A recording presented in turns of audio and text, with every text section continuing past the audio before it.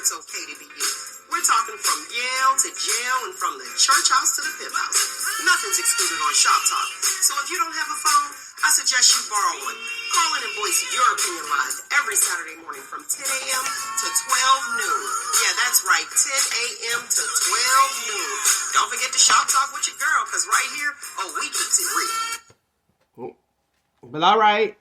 Look, I'll correct that. Look, all right.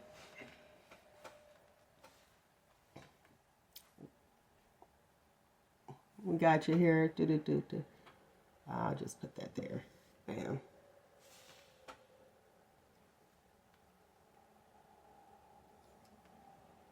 There we go. Well, good morning, lovely people. Good morning. How are we feeling? We are wonderful. It's rainy, but we are wonderful. Oh, it's raining where you are?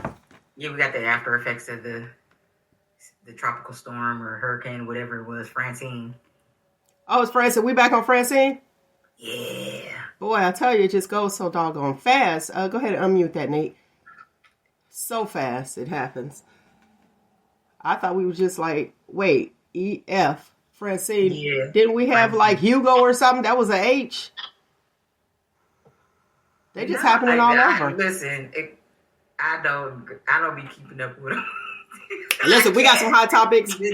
We got hot topics, and we got a lot of them, so we got to hurry up and cover those. I got the finance guy coming on, so we're going to talk about financial literacy. Got a great show planned for you today. We got Mel's Medical Moments. We got some Q-tips for you lovely people to keep it up. Hey, quick tips. That's what the Q-tips stand for. Somebody actually asked that. And we definitely have the Shop Talk question of the week. I'll put that out right now. The Shop Talk question of the week is it discrimination or preference that I don't want fat girls or natural hair in my wedding? Okay, we'll leave that right there. We don't pin that. Well, I know I got a pin somewhere. Well, something. Yeah, we'll pin that. We got a lot going on. Let me get this out the way. Shirt from It's a Wrap Clothing. And that is a wrap. Wait a minute, I'm dating myself. WRAP, meaning for the younger generation whose great-grandmothers or grandmothers haven't said, grab yourself a wrap, it's going to get chilly. That means a coat, a sweater, whatever wrap you choose. So It's a Wrap, WRAP, Clothing, Jerome Franklin. Oh, do you see how he bling out the strings, baby? I need that. Tell him, same team, less bling for me. Google him. He's on everywhere. He's out there. He's everywhere. He does a lot of work for a whole lot of people. But so y'all probably thought he was loco. You probably thought he was loco. Do what you do when we worldwide, baby. So thank you. It's a Wrap Clothing. Let me stand up. This is a hoodie, and for those who always get cold, like me, you have your thumbprints. Am I modeling it properly? And it has a pocket. Let's see if I can get up a little bit without falling. Can we see? You got I see it. Your pocket there. And for the ladies, this particular hoodie comes down long, so you can wear it with a pair of leggings, and you will be on point. Yes. It's a Wrap Clothing. All right. Another thing, let me get out of the way. Got to get this housekeeping out the way. I want to give Rest in Paradise, BK, Brian Keller, which is the cousin of Nick the Voice, Nicole Keller. And he used to be part of the Shop Talk with Mel crew. If you go onto our YouTube channel, you'll be able to see, go back in the day, you'll be able to see BK. So rest in peace. He's passed on. And slow roll. People in the bike world. When you connect it all directions, it's like, Right. So same thing, Rest in Paradise to slow roll. I saw all the bikes and everybody, I seen all that. I was like, yeah, that was what was up. That was great. Put them away nice. Yeah, we set him away nice. All right. Now let's get to the getting. So I went out to some place, right? And I had this outfit on. And this outfit I had on, it was gold. I mean, fire. So I need y'all help with this one. It was so sweet, but nobody was there to see it. What? Nobody was there to see it. So I'm running like, don't take no pictures of me. Like, because I plan on wearing it again. And you know, with social media, somebody might see it, but like, girl, you had that on. Can you wear how soon do you have to wait to wear the same outfit again? Well, I mean, I wear them for a week straight. That's just me. You know what I mean? If you see me in a week twice, hey, that's a blessing to you. Oh. Okay. Long as there's no pictures, listen. That's way too. That's out of my financial range. I don't even want to be like that, where I got to do all that each and every day. Sometimes I'm a sweatpants and what are these, chanclas or house shoe day. Hey, I ain't trying to impress nobody. I live a life dedicated to me. Okay, for the listening audience, Samantha said you wait 1 year. See, that's why you can't. That's why I hit the comments the last time. Because see how you do that? I got a listening audience too. That's why I hit the comments where I could just see it. So that's what Samantha said. You wait 1 year. Listen, I'm running. And then somebody asked me, they asked me. They was like, man, what you gonna do with that outfit? They knew it was sweet. Like, I knew it was sweet, but they knew it was sweet too. They was like, well, what you gonna do with that outfit? I said, baby, I'm gonna Febreze it. Check it out. Febreze it and hang it back up. So y'all let me know. Samantha said you wait 1 year. I'm gonna give you guys the number to call in at 619-902-2287, 619-902-2287. Call in and let your girl know. Especially when you post it on social media, because you in the background somewhere. Like what? Yeah. Listen, you ain't gonna be the same size next year, especially with our slow metabolism age. Yeah, you just wasted money. Y'all, black people. That's mighty niggardly of you. You know what? But if we had some basic colors, we found going up and down. Listen, if you see me not posing for a picture, that outfit is going to be reworn. It's going to be Febreze and shook. And hang it back up. Because I'm wearing it again, okay? If I ain't posed, I know I was in the photo, okay? Wow. Let's get this out here real quick. What's happening in the hot topics? Well, your boy, another female, came forward for P. Diddy with accusations saying that he SA'd her. Do you think people just hopping on the bandwagon or what? Because the way the things is going, they filing charges like y'all was filing them PPP loans. Yeah. You would jump on? Would you jump on though? If you had the opportunity, if you was would you, Nick? But if you were a female and you knew you could get paid, would you jump on? Or morally, would you be like, that ain't cool? I would have said something when it happened. I wouldn't have waited that long. I would have said something when it happened. Thank you. I would have said something when it happened if it was that. Just like now, there's a few incidents I had in my life. What I look like because this person made a come up or whatever, now all of a sudden I want to say something.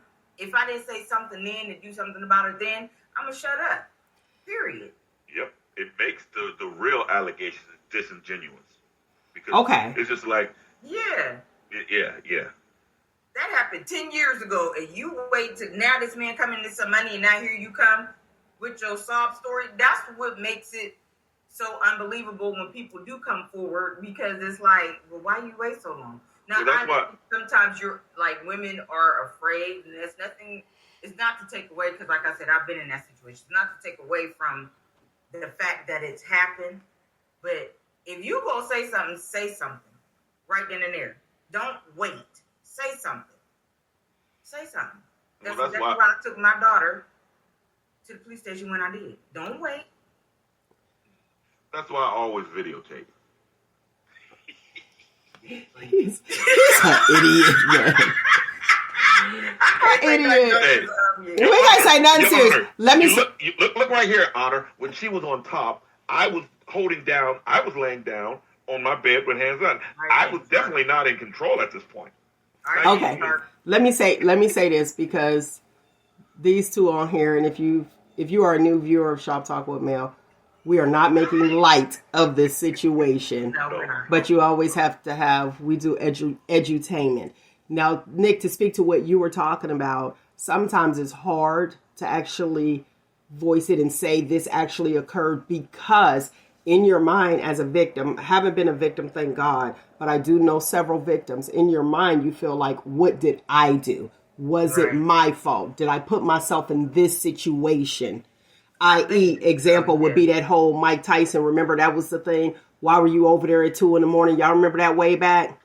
So you got to take that into consideration as well, as far as like people waiting a long time. And then honestly, there are people who tell you, like, I'm one of those people, no, that wasn't okay. And then they be like, oh, it wasn't? No. And then you go. But we saw the tape, like Nate said, he videotaping. We saw the tape, so we saw exactly what we saw. But enough of him. Shaq's card got declined at Walmart. Shaquille O'Neal. Oh, yeah. Yeah, I see that. Yeah, Shaq's card got declined at Walmart, but here's what happened. So he tried to buy $70,000 worth of stuff at Walmart. What happened, this credit card security cut it. They blocked it. That was the issue. Because they felt like, what are you doing? Actually, they asked him. They said, what are you doing shopping at Walmart? He was like, I'm Shaq. Remember, guys, this is the same guy who actually, when he wanted to get security around his houses, and they charged him, they was like, oh, $80. He was like, what? Dude went to Best Buy, bought security cameras, and put them up himself. That's why we like Shaq. Shaq is that dude. Yeah. But yeah, it was like, what are you doing at Walmart trying to spend that money? He's like, hey, I need to furnish this thing. So it was a security precaution. But you know what? I like it, and it's something. Let me say this. Let's go with Campbell's Soup. So Campbell's Soup is changing the name. Now, here's the thing. Everybody know Campbell's Soup, right? Yeah. You know Campbell's for Campbell's Soup. That's what it's going to be. Please tell me why they decide to spend some money to change the name, to drop the soup. They dropping the soup off. What we going to do? So it's just Campbell's. It's just Campbell's because they got like fish and little cracker fish and all that extra stuff. So I wanted to say that as well. So what do the city of Campbell call themselves now? Right. Why? Are they going to call themselves Soup City? They can't anymore. They can't. Well, they going back to Campbell's. People don't be having nothing to do with their money. Fun history fact, actually. We know about Frankie Beverly. Everybody know about that. Oh, you know what? Speaking of that, did you know? Okay, so we know Beyonce did a remake, and then these young people talking about Beyonce song. Not. Frankie Beverly. Right. Well, the same thing happened with that song Energy that I don't even think it came out on Beyonce's Renaissance tour. And that Energy had Khalees. My milkshake brings all the boys to the yard. That one. Like that. And she was having an issue about it. Well, Pharrell didn't even address it because Pharrell wrote that song.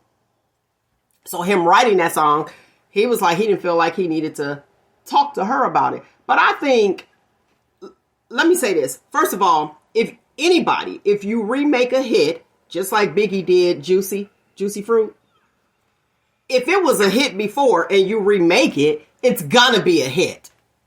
That's first and foremost. Now for Khalees and her Milkshake, that particular song, I felt like they should have just called and said, hey, listen, blah, blah, blah, blah. And I was reading where people were like, she should be happy that B is doing it. No, if that's her, it was a hit already. That was hers. Because guess what? Would it have been a hit if they chose somebody else to sing it? We don't know. We don't know. Somebody else. So. And it's interesting because by Pharrell writing that, he's like, oh, okay, well, I'm going to give it to this person.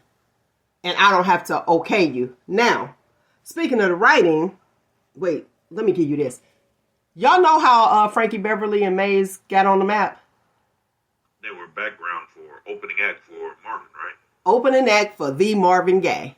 Oh, wow. I'd be like, you'll be like, listening. And the group was called back then, it was called Raw Soul. It was called Raw Soul. And then after Raw Soul, it went to Frankie Beverly and Maze. And then it went to Maze featuring Frankie Beverly. I think I talked about this last year.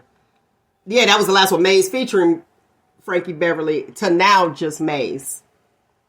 I was wondering if, like, he got sick and they was like, okay, let's see how we can, and they knew that he was sick. Let's see how we can phase this real quick. And so it was actually Maze when he died the day before yesterday.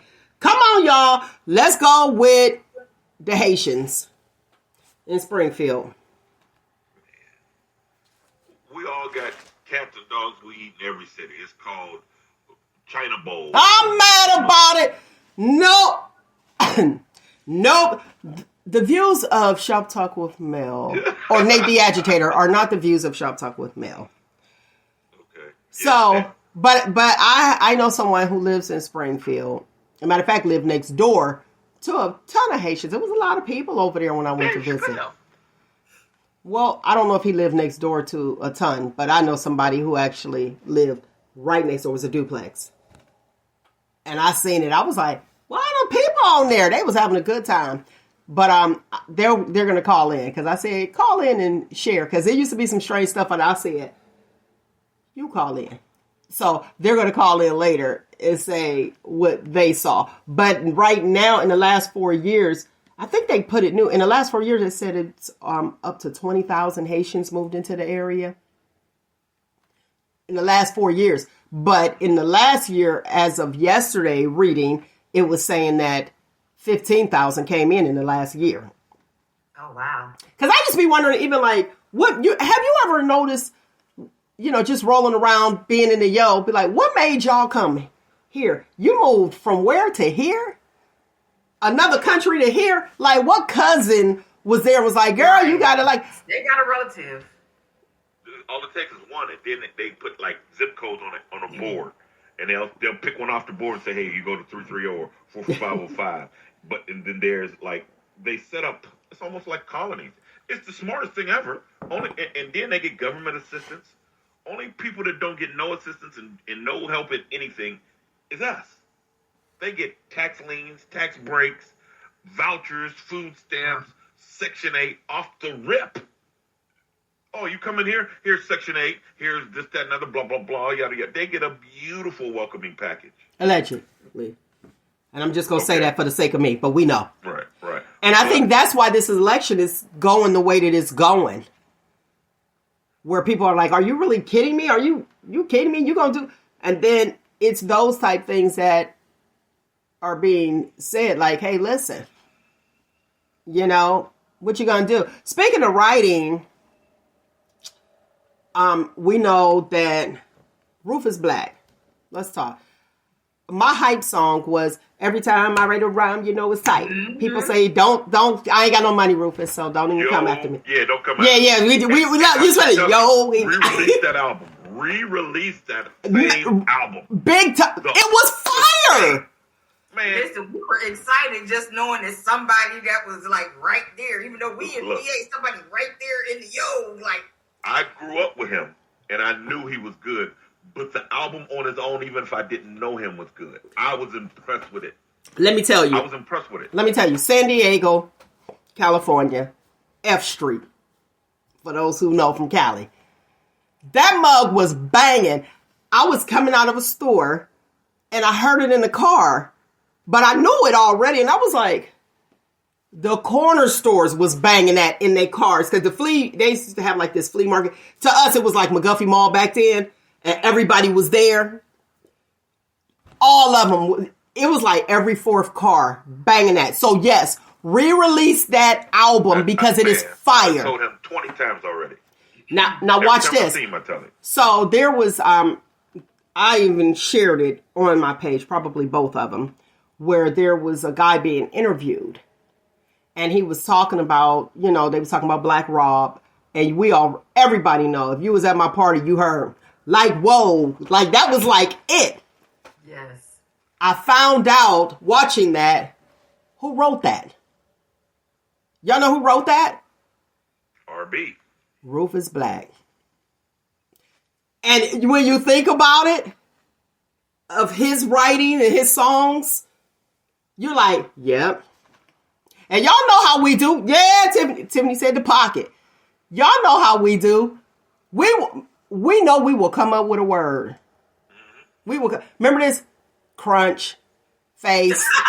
Like, you know what I mean? And you be like, and it is whoa. It is whoa. So when I seen it, I was like, whoa. You know what I'm saying? Like, bam. And I was gonna play that, and he did. He wrote for Salt and Pepper. He wrote for Silk. It's a ton of people. Matter of fact, don't quote me on it. I'm gonna check it, but y'all check that Destiny's Child, because I believe I seen that somewhere along the line. Check and see if it's in. Because remember back in the day, you had the CDs. You opened it up, and you could read it. You can read all the credits. Now, now people going with the Wikipedia people, and then you missing it. Now I'm gonna need to purchase a CD to see who the writers are. That's all I'm saying. But Somebody I feel got like it in their closet. Somebody got it in their closet. somebody got it. Oh, okay, thank you. See, I was like, I'm feeling, because somebody like me be buying music, and I know I seen his name. Okay, yep, Destiny Child. Thank you. I'm like, I know. But usually when you're the writer, you just chilling. Now, a lot of people know about Candy Burrs with writing because she shared it on her large platform. And she's still getting paid when Nene tried to play her out. If y'all watch The Real Housewives of Atlanta, that we ain't watching no more. You ain't watch that? What about Real House Husbands? I ain't watched none of that in years. I watch Real House Husbands because it's a parody. And it shows you how stupid y'all be looking. And the one that hurt me, this was a couple of weeks ago. Don't ask me why. I just woke up and it was on or something like that. I was at a hotel. So, yeah, it was on the TV when I was working. And Real Wives of Doctors of... I don't know, the doctor one? Don't you disrespect that. Listen, it's called Married to Medicine. Okay, well, guess what? Y'all make too much money to be acting just like the thoughts, to be acting down at the welfare, patting their hair and all. I'm like, y'all done made it. Well, what the hell? Listen to it. Married to Medicine. So it's the ones that's married. They ain't make it. They just married into medicine. And you have the women. The guys is cool, though, because you got the women who are doctors there as well that's chilling. But they did pull one over from the housewives. They need to send her right on back because, baby, what medicine did you marry? None. Ain't none of them married. Once Basketball wives? No matter where you... Basketball wives. Who was married on Basketball Wives? Oh, the one that was still married. I'll keep going. That Brandy was. So one. Yep, that's it. But see, you got to watch it. It didn't say. It said married, past tense. Why don't y'all do a Real House Husbands of the Yo? Oh Lord, nah, There's too many lawsuits involved. We whooping kids. we telling wives no. No, there's too many lawsuits. I would need a big backing and to pay my fines because I'm like, nah, we ain't letting kids get away with stuff. Yeah, you're going to go to practice, you know. Yeah, you running extra laps. We don't want to hear your mama. Well, your mama, he's feeling. You will be punched in the grill anytime you said feelings on that show. If I'm directing. If you're directing. Feelings ain't even allowed. Right to the throat. So, I mean, I'll put it together, but y'all got to have my back. You say y'all got to have my back. Don't sue you. You don't want no lawsuits. It will create change. That's why they don't want it. You think? Positive change. It'll create positive change. How positive? How so? Because there's roles that need to be felt. Here's a question. I don't like answering questions with questions, but here's a question to answer your question. Child. Where is the role model for men at today? You are a man, right? You are the role model. That's how it goes. There's still laws and everything stopping me from being the man that raised me, the kind of man that raised me. So what is it? What? You can't spank a child. The child has rights. You got to. The child identifies as a fish, so I got to go buy an aquarium for the house. I mean, all of that stuff. I can't say sit your little butt behind down and shut up. That's a felony now. That's a felony now. Verbal abuse. Yeah, of course. So what is the example that we're giving the children of men? Good question. What is the example? Therefore, my show wouldn't make it. Yes, it would. Wow. I think it would. I think the old school people would definitely do it. Here's the issue.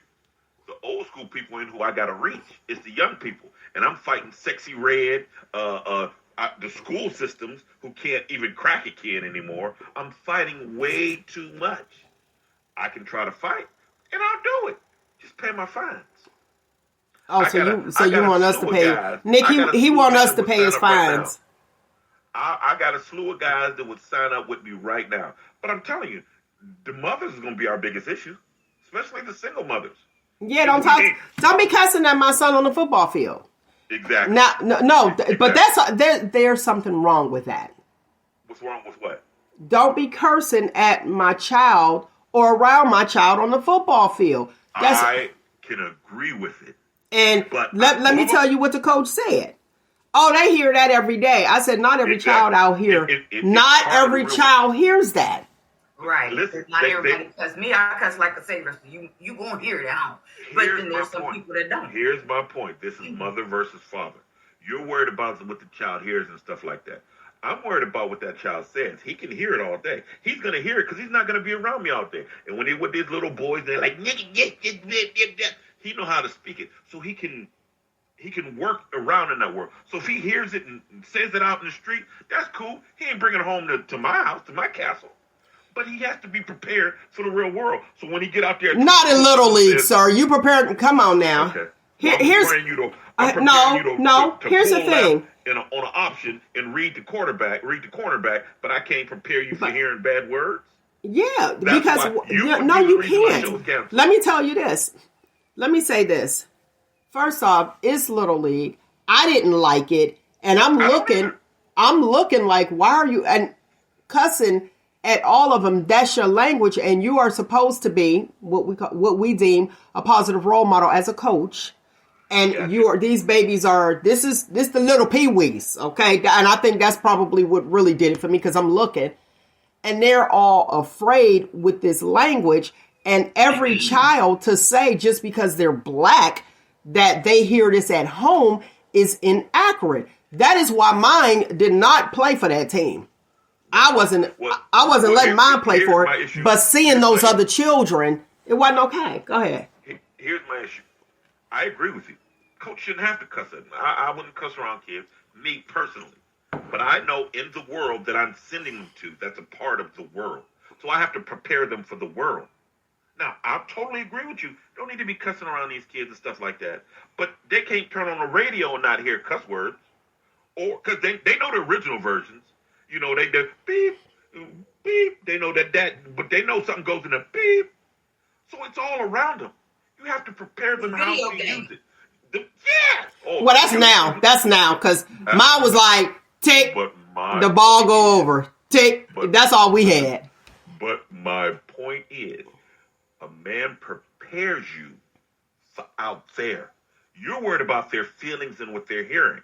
Guess what? When you're not there, and they're 22, and someone says, darn, they're sitting there like, oh, clutch the pearls, you can't say that. Everybody else around him is laughing at him, and he feels ostracized. Well, nobody's going to say that. Nobody's going to do that right in person. You shouldn't do that, especially if it's a position of authority. Interesting you should say that. Nate, listen here. You said we prepare them. I wrote this like 3 days ago. What's that? And it says, as a mom, we protect instead of prepare. I didn't know that was going to come up. And it's sitting on this desk up in here. Interesting. You protect. And guess what? You're protecting someone that has to be prepared to be someone else's husband, to be someone's father. Okay. Listen, you're looking for a man to be your everything. Are you preparing your sons to be someone's everything? Or are you just shunning them and, she should do this, that, and other? That's why we are today. And on my show, we would build men. Okay. And the woman that will be lucky enough to find one of our fine men, signs a good thing. Proverbs 31, is it? Y'all need to read the third verse of Proverbs 31. Proverbs 31, verse 3. Read that third one. Okay. I'm going to read that. The third one, Proverbs. What you say while we having Bible study? Verse 3, and that would be... Wait, which one? Proverbs, what was the book? What is it? 31. 31, okay. No. What is it? He who finds a good wife finds a good thing?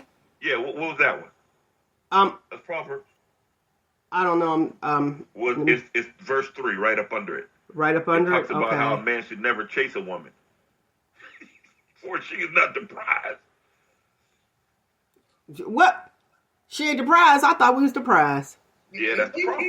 And that is the problem. Oh, Lord have mercy, Jesus. Guess what? What? If the men of today were anything like the men back then I can understand that. But right You now, ready? the men of today, Okay, she ready. I'm ready. Ready? She ready. We're adapting to the product. whatever. Well, how are you a leader? How are you a leader if you're adapting? We're hunters. We're hunters. And guess what? If the prey is going this way, So you're adapting to your environment. Yeah. But guess what? Thanks to the skeezers, the price, the hot 40 is that price is going down because y'all saturate the market. So why would I put out 100%? Y'all. Wait. Let me hear his point. Go ahead. Why would a man put out that old school thing when he ain't getting that old school mother, that old school woman? See that you said it though. You said that old school mother. That's what y'all want. Exactly. That's what we paying for. That's what y'all want. Y'all not like the old guys. You're not like the old.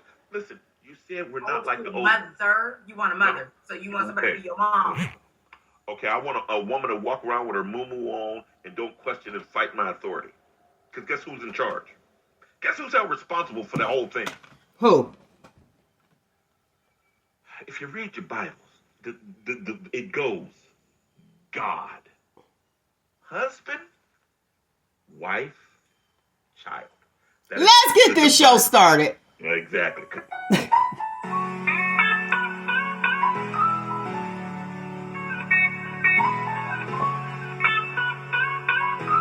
Everything that happens is motivation.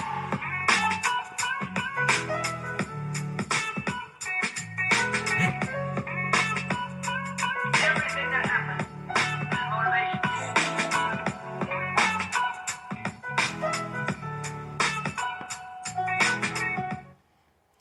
Let's see. Hey, we got a black screen.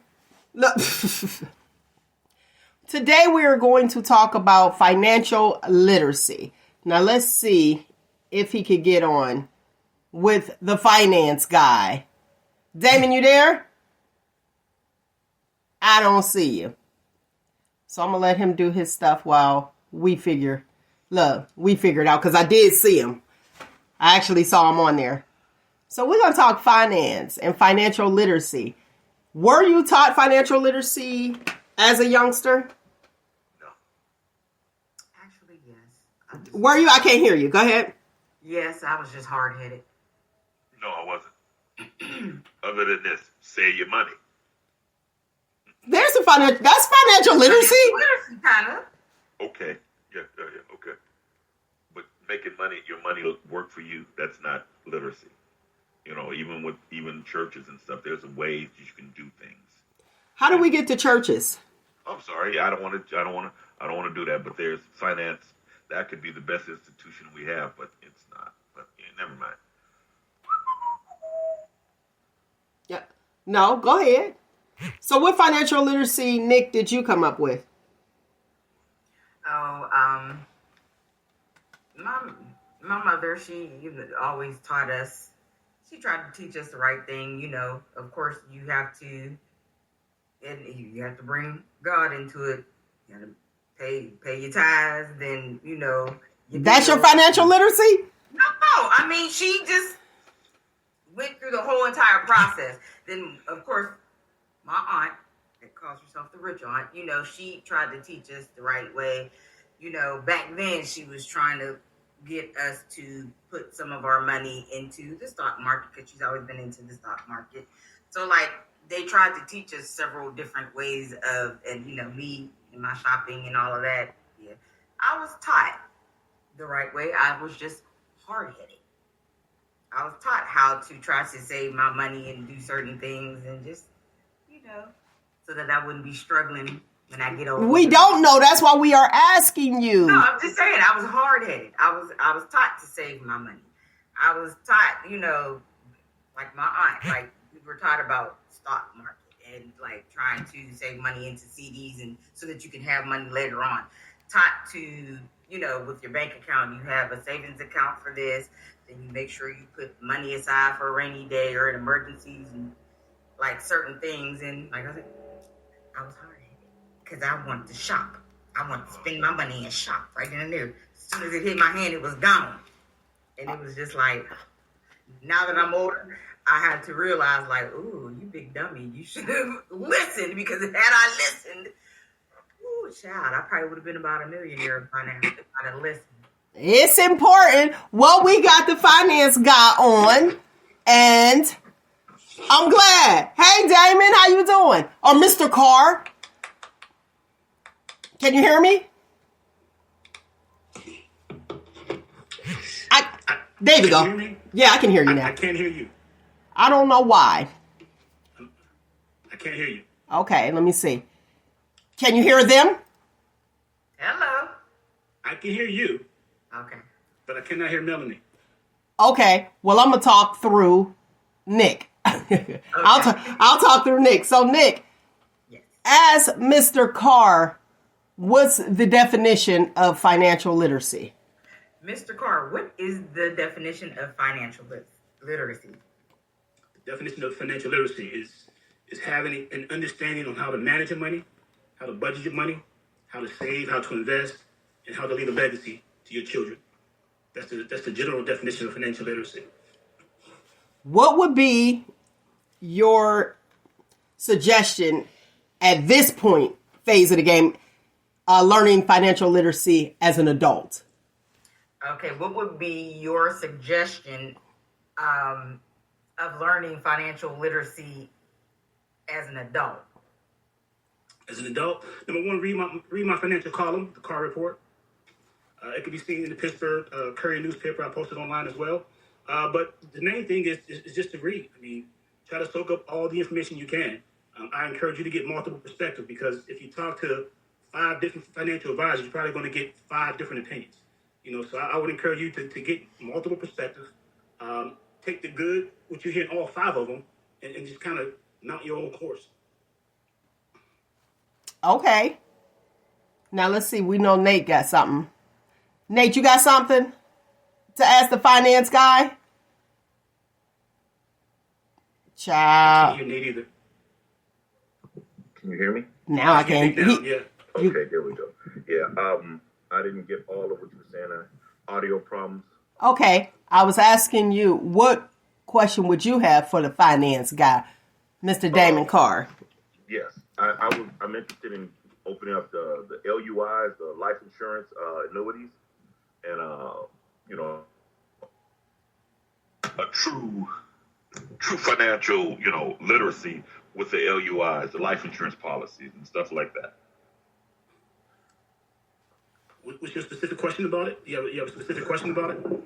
How to set it up? How can how I know it's profitable, and how it changes your money's perspective.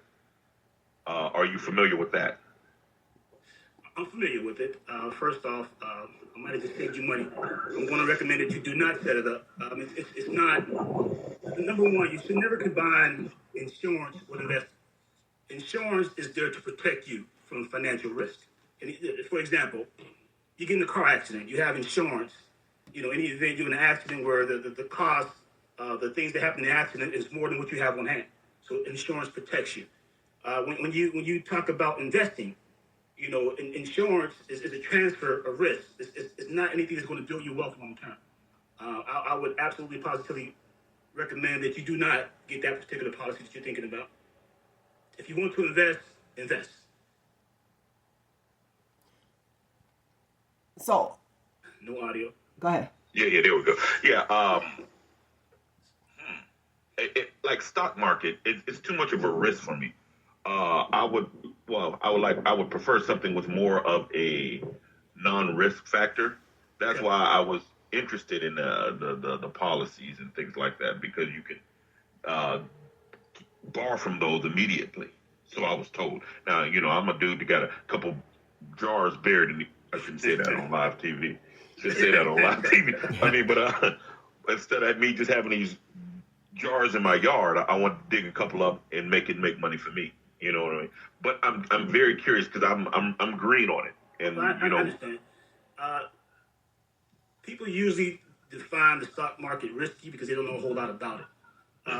You said that you like the idea of the life insurance policy with a cash value. thing attached to it because you can borrow from it. That's the risk in and of itself. The fact that you're borrowing from it, it limits what it's supposed to do, which is provide insurance in the event of an untimely death. If you borrow from your insurance policy, for example, let's say you have a $100,000 face policy, and you borrow $50,000 from it. In the event you borrow and you experience an untimely death, your family's only going to get $50,000 because you borrowed $50,000 from it. Well, that's So a that come in up and of for them. itself is a risk. Yeah. So I would encourage you just to the stock market, investing in general. It's a lot of $10 words for a $1 concept. Once you understand that the word diversification means to put your money in more than one basket. Once you understand that premise, it makes a little more sense. What I mean? I knew the word diversify. What I'm worried about is, oh man, it lost. Yeah, there's going to be ups and downs. That's why you want to diversify. You want to be invested in 500 companies or more. The likelihood of all 500 of them losing money at the same time is nil. The other thing is, if you look at the track record of the stock market, it had more ups than it has downs. So ultimately, you want to win money long term. And which leads to another point. There's a difference between saving money and investing money. And the difference is based on the time horizon. For example, if you have a savings goal, you want to save money for a down payment on a home. Okay? That's the savings goal. You're looking to buy that home within 5 years. Well, you're not going to invest that money. You want to save that money because you don't have enough time to, let the market do what it does. Up, down, up, down. Your concern is not return on investment per se. Your concern is return on principal. You want that money in 5 years with a reasonable interest rate attached to it. When you go to invest money, retirement is more long term. I'm probably going to work to 70 because I like what I'm doing. So I'm probably not going to tap into my retirement investments until I'm 70. That's 20 years from now for me. So I have the time to put that money in the stock market. Now I'm going to diversify. I'm going to invest in more than one company because one company may be going up, one company may be going down, and the fact that I have 500 companies or more ultimately is going to do well over the long haul. Now my question is, Nick, you got to help me since he can't hear me. He said he likes what he does and he's going to keep investing or take his out when he's 70. What if the way life is lifing, how you know you're going to make it to 70? Then where does that money go? Is it wasted? Or do your family reap the benefits? Okay. What she is asking is, you said that you're letting your money work for you, and then when you're 70, you're going to use that. She said, the way life is lifing, what if you don't make it to 70? What happens to that money? Does it go to your family or is it just gone? The way it's structured, I'm married. So my wife was my primary beneficiary. And based on life expectancy tables, I'm expected to die before her. Now I try to live a healthy lifestyle, so hopefully I make it to 70. And nowadays, if you're living, they say in year 2030, we're probably going to live well into our 90s, not just living, but living an active lifestyle. So that's something that don't concern me. But in the event I die, well, my wife and I have goals. So the money will be there for her to continue whatever goals we have together. That was my question. Like, who gets it, or is it just all gone? That's why I was asking that question. I took your question as once you your stuff market, is bad. Marco, I'm Polo. 38. Yeah. Okay, good. Go ahead. We so childish. Go ahead. Does on the untimely death side, and I have I got a 50 cent and 500 accounts. Let's say $1. I can do $1 and 500 accounts, and if it's making money on my untimely death, does it come out of the market, or does it just let it ride? And if you don't say nothing, it's there going up and down. You know what I mean? It stays invested as you had it allocated initially. Mm-hmm. Now what happens is, you're going to, depends on how you have it set up. For the most part, most people that invest are inside some type of retirement account. When you set up a retirement account such as a 401k, a 403b, you have a designated beneficiary. Once you die, they prove that they're the designated beneficiary. They take ownership of that account, and they can reallocate and invest how they want to invest it. It's how that would work in that environment. Or let me give you a different example. Let me give you Warren Buffett, one of the things that he has in place. Now, Warren Buffett is the most famous, the richest investment advisor in the world. But he's one of one. There's not too many people that can duplicate what he does. So he has the beneficiary is his trust account for the benefit of his wife. And he basically had it designed that the instructions within that trust document states that I want the money invested in index funds only. So in essence, a trust allows you to dictate how you want things to happen from the grave. So that's how he had his set up. But most people don't have a trust; they have a designated beneficiary. And in the event you leave it to your spouse, they can take over and they can invest it how they see fit. And most women are more conservative investors than men. Also, most women, there were studies done.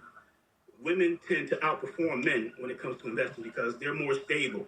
They just sit it there and somewhat forget it. Whereas men, a lot of guys try to time the market. Oh, this is about to go up, so they're gambling with their investments.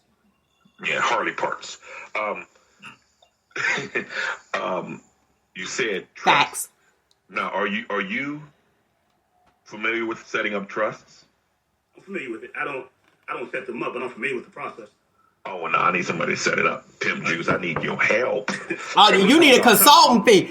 You can go ahead, get with him with a consultant fee because he need all that. He wants somebody to do it.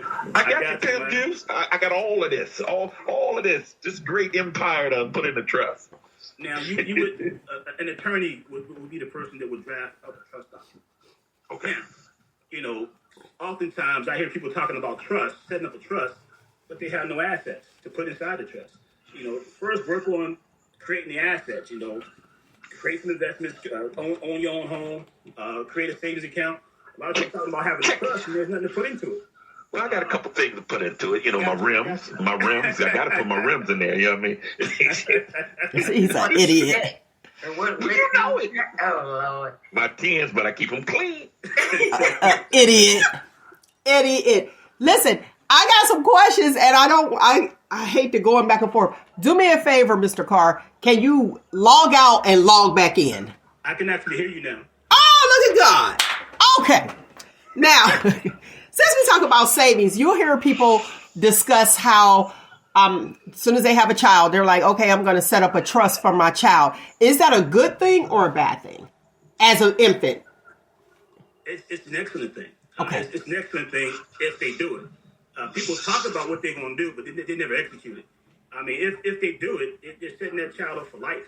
I mean, just put that in perspective. I mean, they're born, and 18 years from now, I mean, they will have well enough money to fund college. If they don't want to go to college, they can use that money as a down payment on their house for marriage. That would be a very wise decision if they do it. As a matter of fact, one of the things that's discussed in the financial circles is for poor people. I'll just use the word poor people. Come with it. They're talking about creating what is called baby bonds. When the child is born, set up a baby bond for like $5,000 and allow it to continue to accrue interest over that 18-year period. That way, when they become 18, there's some money so they can have opportunities to go to school, go to trade school, buy a house. They're creating wealth for them as a baby. So that's being discussed in a lot of circles behind the scenes in the financial world. Okay, so the difference, just like what Nate was talking about as far as like insurance, I'll say what we see popularly is the Gerber.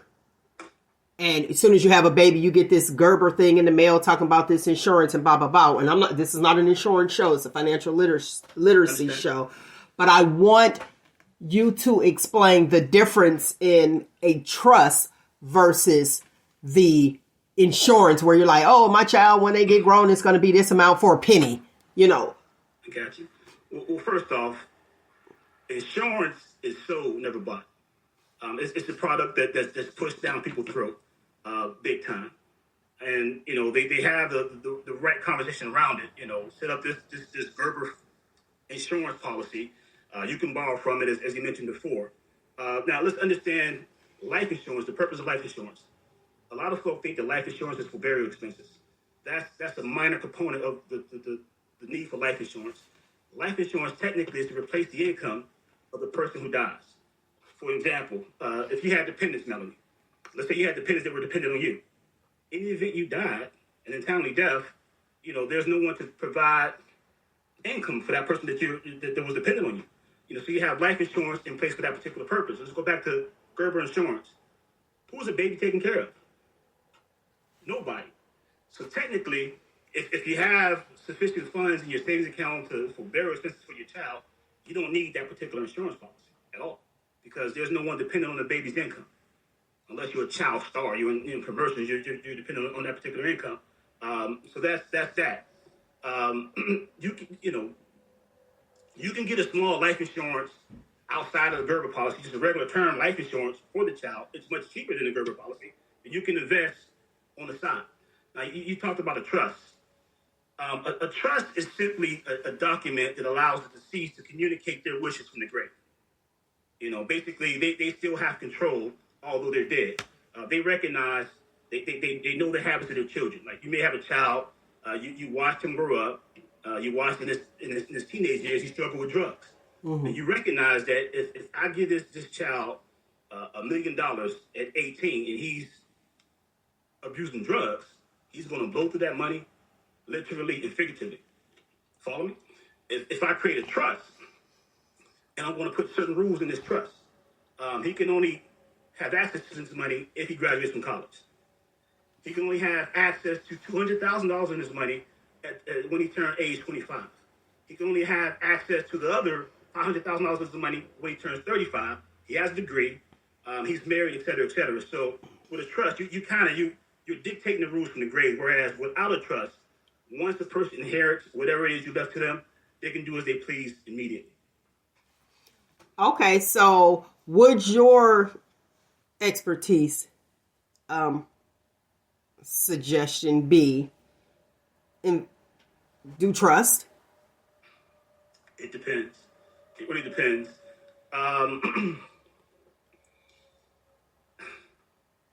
It's situational. Okay. Oftentimes, the trust is not needed. Mm-hmm. Oftentimes, but it's situational, and it really depends on who you. Maybe a trust would be needed in mine, because I'll be like, what we gonna buy? A whole bunch of knockoffs? Like, what we gonna do? Well, the goal is you were I heard Nate talking about being a role model for young men. Mm-hmm. Hopefully you were a role model for your child.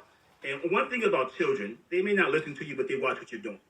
So they understand how you manage and handle money. They understand what's special to you. So oftentimes when they receive an inheritance, in the event they're not on drugs or anything of that nature, they're going to try to honor the way their parents lived. Oftentimes, particularly in the Black community, there's really nothing left for them to give to their children or anyway. So it's not a conversation that we have oftentimes. Mm-hmm. So if you're talking about, folk that have a little money set aside, then yes, it may be necessary. But let's talk about life insurance. With life insurance policies, there's a beneficiary. That's how most people dictate who's going to receive the insurance proceeds. Mm-hmm. With retirement accounts, there's a designated beneficiary. With a 401k, with an IRA, that's how we dictate who's going to receive the property. Now, with a house, on the other hand, titling, how you title the property. We can own the property, joint tenants with a right of survivorship. That way, in the event you die, I would own the property outright with myself. Now, you may need a trust for that, because... Oh! It's making sense! No, a situation occurred a few years back, and they were together and married, but she had to get out the house because the children said, you got to go after their dad died. And she was the spouse. How was the property titled? Wasn't titled to her, clearly, because I'm like, I was like, what? And the children said bye, so they had to be to their daughter. Maybe. I don't know. That seems a little weird. Did he own the property prior to them getting married? Yes. Okay. Then yeah, she probably was not on the title in that particular instance. Well, Now it's because I couldn't figure that out. Because in my mind, I'm the lay person. I'm thinking, oh, okay, well that's the wife. It all go to the wife. No, the wife had to pack up with the stick in the bag on the back. Like what? Let's make an assumption. Let's say that they acquired the property when they both were married. Okay. They acquired the property while they were married. To renounce any rights in the property, she would have to sign papers. I'm assuming it's in Ohio. Certain states, Ohio being one of them, she would have to basically renounce her rights to the property. Otherwise, she has an ownership interest in the property. That's if they bought it while they were married. Okay. Now let's look at it from a different scenario. Let's say that he owned it prior to getting married. Then he decides he wants to refinance. He's now married to her. Okay. Same scenario, because he's now married to her. He would have to have her renounce her rights to the property. So in essence, she kind of knew walking into the situation that she had an ownership interest in it because he owned it prior to her. Now, technically, in different states in Ohio being one, technically, the way it normally works, he owned the property when he bought it. When they got married, any appreciation from the day they got married, technically, she's legally entitled to. So if he bought it at $100,000, when they got married, it was worth $200,000. When he died, it was worth $250,000. That $50,000 portion that it depreciated, she's entitled to at least half of that. That's how it would normally work. She would have to know, how to solicit an attorney, and the house would have to sell and things of that nature in order to get it. But that's she would be completely out of it. This some shop talk right here, baby. Listen here. Ladies. If you see your man, you be like, oh, he got a house, I'm about to move in. I said, Nate down there shaking his head. I'm about to throw him back up there. Ladies, listen. If he got a house and you like, girl, he got his own house and whoop-de-whoop, you better make sure you do some legwork, read some paperwork, because you about to be out here like a vagabond. If something happened to this man, I'm about to let the men talk.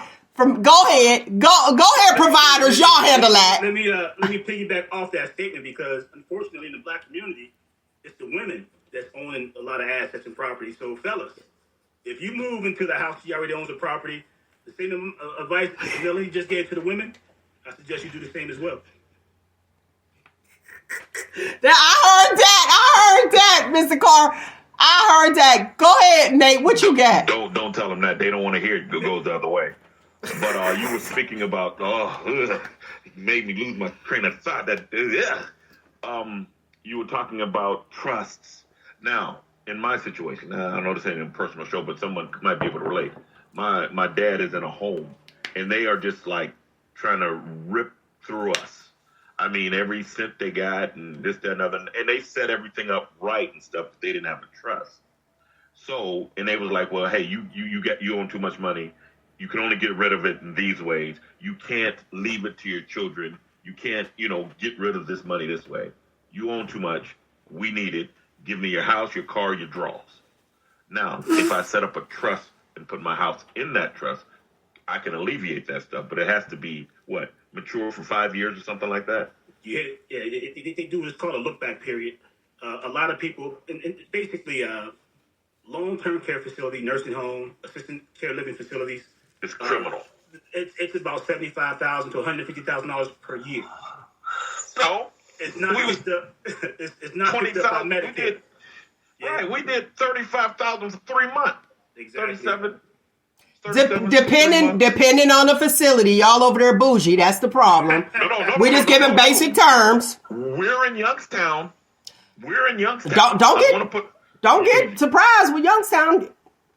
Listen, hey, give me bougie if I'm paying 37 a shit. It's very expensive. So what people try to do is, Medicare doesn't pick it up. It's not a part of Medicare. What people try to do is they try to divest of all their assets so they can basically be broke. If you're broke, then Medicaid will jump in and pick up, the care. Now, if you have assets, Medicare pretty much want to own those assets, so the children won't be inheriting anything. Kills generational wealth. Exactly. So what Medicaid recognizes is people are trying to sell everything off so that they appear broke, so they can qualify for Medicaid. So Medicaid do what's called a look-back period, which is 5 years, to see what transfers existed, within that 5-year window, so they can try to recoup the money that they're spending on the long-term care facilities. Pretty much how that works. So yes, if you put up a trust it's protected from things like that. Because technically, the trust would only ask for property, not you. Okay. I see Nick is intently viewing. Look, while she is on here, any questions for you? For him? The question I had as far as when you're trying to invest, like, what would be, especially for somebody that can't afford, because some of these, you investing in the stock market, the lowest amount they want is $500, $1,000, per share. What would be for somebody that's trying to start out a comfortable amount that you would say, and what would be one of the better companies? Because, like, I know Cash App, they have their little stock market thing, and so would Cash App be a good one for somebody that's freshly starting out trying to get their feet wet? Yeah, well, you want to have your financial house in order first. So I'll kind of just walk you through what needs to be in place first. One, you need to have your spending under control. Because if you don't have your spending under control, what happens is when life throws you a curveball, that money you have invested, you're going to tap into it early. So it's never going to have a chance to grow. So you want to have your spending under control. You want to have your debt balances low and manageable. If you're deep in debt, you're paying 20% on a credit card, you're not going to get 20% in the market. So you want to have your debt levels low and manageable. Okay? And as far as when it comes to investing or savings, you should always have a mission statement attached to it. Why am I saving this money? Why am I investing this money? Because once you do that, you have an idea of what financial product to use for that particular goal. Most long-term investments is going to be one of two things: college for your children or retirement. So at our age, most of our children are adults now. So you should always prioritize saving for retirement over saving for college anyway. So at our age, the first investment vehicle you're going to use is some type of retirement vehicle. So you want to start, if you work for a public or private company, they have 401ks, 403bs, thrift plans, et cetera, et cetera. You want to utilize one of those. Many of the companies are going to match you. If you contribute 3%, they want to match that 3% contribution. So you want to start there. The Cash App and all that stuff, you just let them be. Start with your retirement account. And once you get up to 15% invest in your retirement account, now you want to let's look at some other avenues that we can pursue. Because once you're at 15% investing, the next step is wealth building. Now we can play around with some other ideas. I got my retirement thing in place. I got that 15% going there, 20% going there. Now let me look at some other, some individual stocks. Let me look at some Bitcoin, things of that nature. But you're going to limit whatever your exposure to some of those riskier things to 10% of your total investable assets. Because you want stable, secure things for your retirement. You don't want to get to retirement and be out of money. So to your question, get your spending under control. Have a little cushion inside of an emergency fund, at least $1,000. Have your debt levels low, and your first investment vehicle is probably going to be for retirement. So put it inside a 401k, 403b, IRA, and know what a Roth IRA and a Roth 401k is. There's a traditional Roth, there's a traditional 401k, there's a traditional IRA and a traditional 401k. Then there's a Roth IRA and a Roth 401k. The difference between the two is the traditional, you get a tax advantage up front. When you invest the money, that money is deducted from your income. So your income is lower when it comes to file taxes. With a Roth, there's no upfront deduction, but when you come to withdraw later in life, it's tax-free.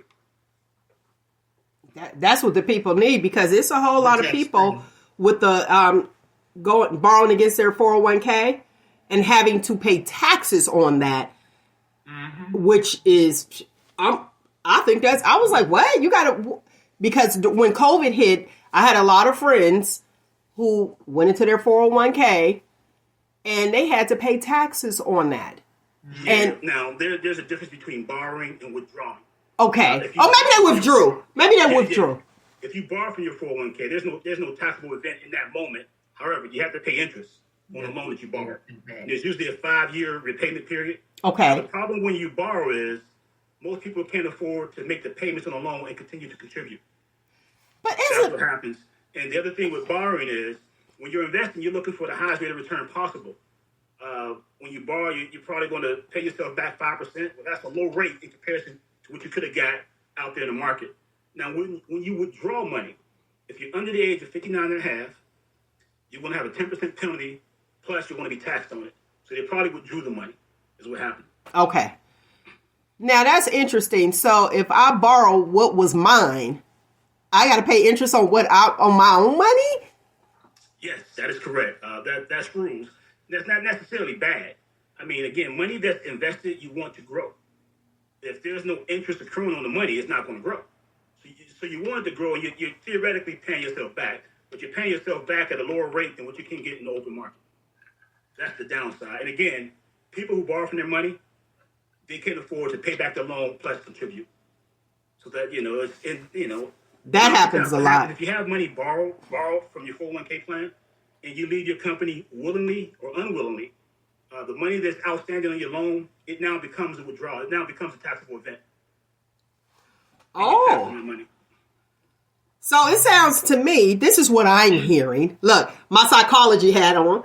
This is what I am hearing is, if I'm a great saver, I could save myself and borrow from myself and pay yourself back first, and then you're good. Versus paying somebody to hold on to your money, and then I got to pay taxes, and I got to pay you for housing fee, like rental fee or whatever, and interest. Change your language ever so slightly, but I think we're saying the same thing. When you're saving money, it has a specific goal attached to it. So you're not saving money to borrow from yourself. You're saving money for that goal. Right. I'm saving $10,000 for a down payment. So when it's time for me to make that down payment, I'm not borrowing $10,000 for myself. That money was earmarked for my down payment. For that. I'm taking that money and I'm using it toward my down payment. Now that's a good way. But if I have, like, for my retirement, let's say, for instance, all right, I got money set aside for my retirement, and I have it I'm just speaking, it ain't true.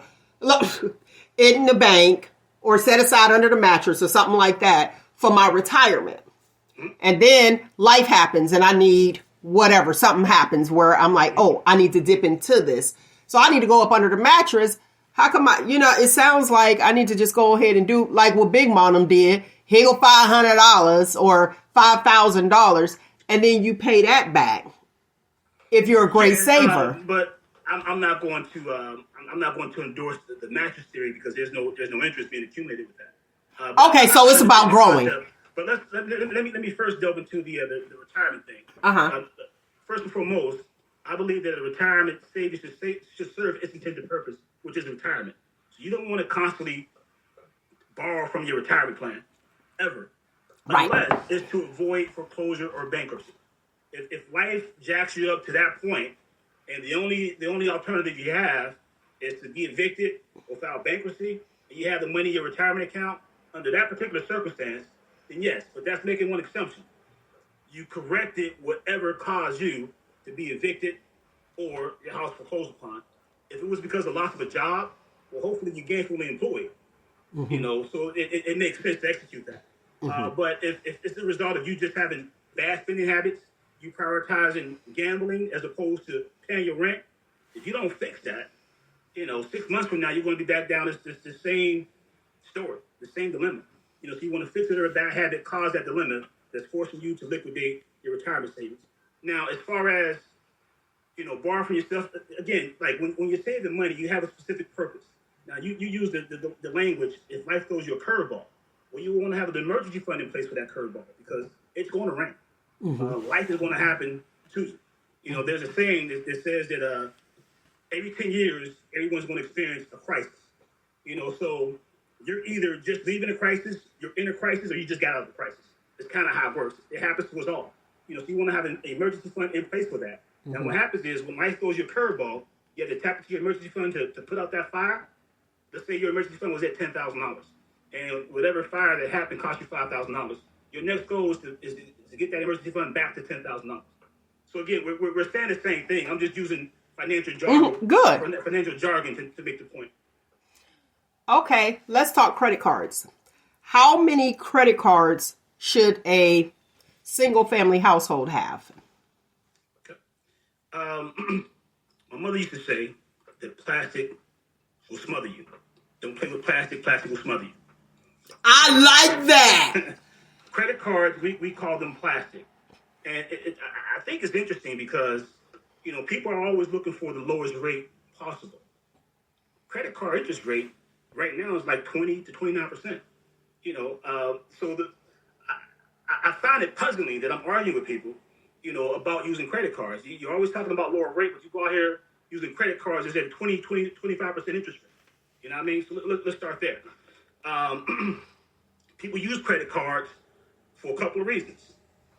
One, they use it for emergencies. Life throws you a curveball, you don't have the money. They use it for emergencies. How about we establish an emergency fund? Two, they use it as an extension of their income. They want to live like they're balling, for lack of better words. Okay. They really don't have it, so they use their credit cards. Act your wage. In other words, live under your means. Three, they use it because it's convenience. Mm-hmm. You can use a debit card for the same purpose. You can use a debit card anywhere you can use a credit card. It allows the same protections. Okay? Now, to your point, the early part of my career, I spent a whole lot of time helping people get out of credit card debt. So in doing that, Benjamin Franklin said, an ounce of prevention is worth a pound of cure. So I started thinking about how can I prevent people from getting themselves in a credit card jam to begin with, because an ounce of prevention is worth a pound of cure. So I have in place what is called guardrails, for different types of loans, credit cards being one of them. I recommend that no individual person, so if you have a household, that means 2 for you, 2 for your spouse. Mm-hmm. No individual person should have more than 2 credit cards. 2 for you, 2 for your spouse, okay? Neither credit card should have a limit more than $2,000 on each. So you have a total of 2 credit cards, total limit $4,000 max. $2,000 on this one, $2,000 on the other one. I also it's recommended that from a credit scoring standpoint, you want your balance to be about 30% or lower of the limit in order to have a good credit score. Mm-hmm. So I recommend you never have more than $600 on either credit card. That represents 30% of the limit. You want to keep it at 10% if you can, but that represents 30% of the limit. So in essence, that guardrail allows you to effectively manage the credit card with your eyes wide open. One, if life throws you a curveball, most people can pay back $600. And they can't $10,000. So if you never have a limit more than $600, you'll never find yourself in a predicament where you have tens or in some cases $100,000 in credit card debt. You can always pay off that $600 within a reasonable amount of time. No more than 3 months. You need to pay that off. Okay. So that's kind of my rules with credit cards. Again, no more than 2 credit cards per person. Limit on each credit card $2,000. Never have a balance more than $600 on either credit card. That will prevent you, like I used to originate mortgages back in the day. And my very first mortgage loan, this guy was refinancing. And he was an executive where he was at. He was making, this was 20 years ago. Mm-hmm. He was making $300,000 20 years ago. So today that probably be equivalent to $750,000. But nobody can get this guy to qualify because his debt to income ratio was out of whack. Mm-hmm. And I was pretty good with structuring loans, so they put the file on my desk. And I'm looking at his credit cards. The guy, if you were to stack his credit cards one on top of the other, start on the floor and just pile them up, the amount of credit cards he had still to be about 6 foot tall. And he had balances on each credit card in excess of $20,000. And every one of them was maxed out. Every last one of them was maxed out. The short point of the story is, I couldn't get the guy to qualify either. I mean, his debt to income ratio was just out of whack. So to avoid being that guy, most people don't make $300,000. To avoid being that guy, $10,000 may be overwhelming for the average person. I have those guardrails in place. Those are great guardrails. Now, let's explain to the people about the plastic that you see. You play with plastic, it'll kill you. Here's the thing, when people get credit cards and they feel like, well, if I pay it all off, my credit will go up. My credit score will go up. Can you explain that myth? Do you understand what I'm asking? Yeah, back to the credit utilization ratio is what you're looking at. How much are you using that credit card? If you have a limit of $2,000 and your balance is 30% or lower, it helps your credit score. Now, put this in perspective. If your limit is $2,000, your balance is 0, how do you think that impacts your credit score? Mm-hmm.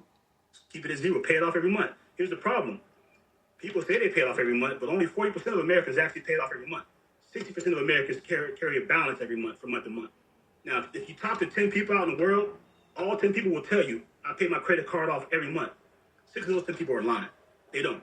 They carry a balance. They're paying 20% interest on that particular credit card, and they continue to escalate that balance month in, month out, to the point where, don't quote me on this, but I'm pretty close, total national credit card debt is like 1.5 trillion.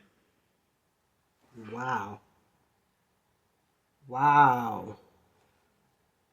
I want to awards, right? But the awards points, I get cash back rewards. Yeah, I get gas. Look, I get gas. I had that argument all the time, and I'll just go into that a little bit. Do you know what the average credit card reward point is worth? Go ahead. 1 penny. See what I'm saying? One shiny brown penny. So in order to get a $500 value in cashback rewards or travel miles or whatever the case may be, you have to move $50,000 to the credit card. But I get 2%. Okay, you got to move $25,000 to the credit card. 2% is 2 pennies. So it's a game. It's bait. They're trying to entice you to use the credit card so they can get the interest. Also, when you use a credit card, they get the merchant fees from the merchant as well. Again, plastic can smother you. Be careful when you're using plastic because, as my mom used to say, it will smother you. Those guardrails are very, very important. See, okay, say a place I went and you get gas perks, right? So I spent probably about like almost $300 on these groceries, so y'all know where I'm at. But I'm like, oh, give me my cash, boy, put it on my car. Boom, you want to use it now? No. I go get gas, and they ask the question, you want 10 cents off per gallon or $3? Now, some people may look at it and be like, 10 cents per gallon. But I only got 8 gallons. Or do you want the $3? So you got to look at that and say, how is this going to benefit me? Because when they mention 10 cents per gallon, sounds like a whole lot. But that was only 80 cents. And it's a one-time use. But it was like $3. And what I'm getting at is pretty much what you said. It's like $25,000. That's 2 cents. Where I spent almost $300 here so that I could get my gas perks because they sold me on the gas perks when it was only $3. But it was like, am I really winning? Or can I go down the street to the lot and pay half that price for what I'm actually getting? Yeah, you make an excellent point. Now, we have to buy food. We have to buy groceries. We shop at Giant Eagle. It's pretty close to our house. That's what I'm talking about. You know that's we shop at Giant Eagle here. So the same system applies. You get the gas perks. You get we get a percentage off groceries up here. I forget what the percentage is. My wife does the shopping. But, groceries in most households is either the first or second largest expense item. For most households, because you tend to buy groceries. We do it weekly. Somebody every 2 weeks, somebody once a month. But when you buy it, it's a huge spend. When you're getting gas, I mean, the max fill up is going to be somewhere in the neighborhood of $60 to $90, whereas groceries is going to be $300 to $500. So the bigger advantage is probably going to be on when you're shopping for the groceries. So yes, you were smart to do the math, and yes, you probably benefit more if you take the discount at the grocery. Now, to your point, you don't buy more to earn extra grocery perks. Just buy what you need and let that be. Don't say, you know what, if I only need to spend $200 for what I want, but I want to spend $300 in order to get this perk. The perk is not worth the spend. So just buy what you need, get on out, take advantage of the perks that you got based on what you need. Don't spend more than what you need to get a perk because, again, it's not worth the spend. Okay. I want to bring Nick on since we're both females with this next one. What do you say to the person that sees something that we don't need as females? We be like, we don't need it, but it's on sale. So let me get it because I might need it. And I know female, we guilty for that. Be like, why did you buy it? Did you need it? Nope, but it was on sale. Well, it's a different conversation depending on who the female is. There are females that I know, this one that comes to mind, she's a good saver. She saves a lot of her money, and in her defense, I call it when you're diligent in terms of managing your expenses. I call that having a defense. Her defense is pretty good. Like her household expenses, she can take one check and cover everything that she has to pay for. Have money left over. Her second check, do what she please. Okay, that's her lifestyle.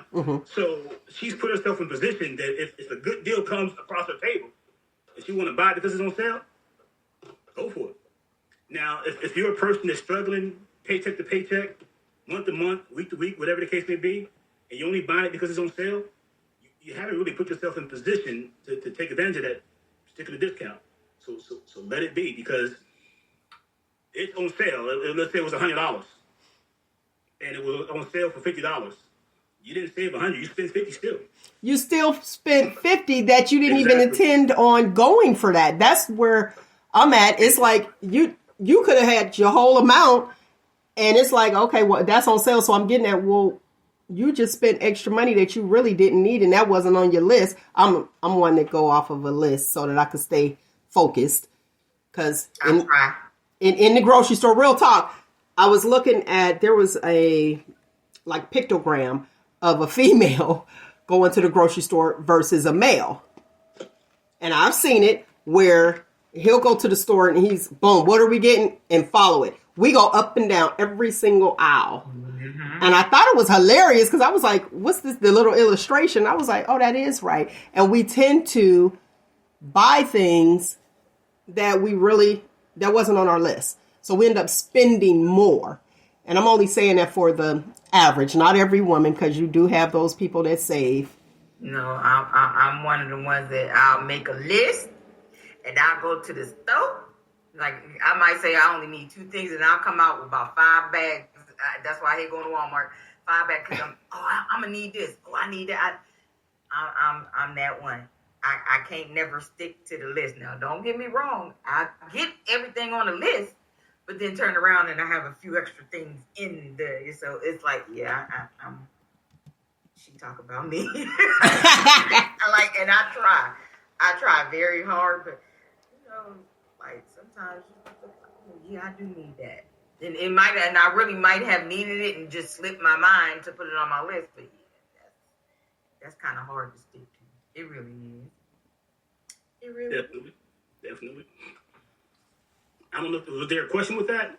Yeah, well, I just had to just say that she knew who I was talking to. That's why I just added her on the list. That's why I just said, let me just add her in and do it, subtly without actually saying it. Nate's going to go out and come back in to see what's going, because he does have questions with that.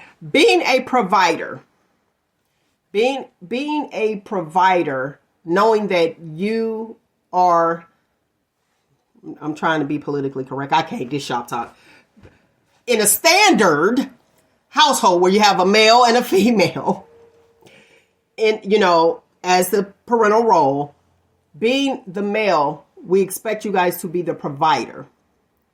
So when we deal with financial issues, we expect you to say, put the brakes on. Look, Nate trying. Nate, go out and come back in. Nate like, wait, what did I hear? So we expect if the lights go off, and I heard you say that your wife actually does the grocery shopping and all that stuff. But if the lights go off, if the house is looking at foreclosure, we're looking at you as the provider. But I heard you say that, help me if I'm wrong, or let me know, that men usually take, or maybe that was Nate the agitator, take a gamble.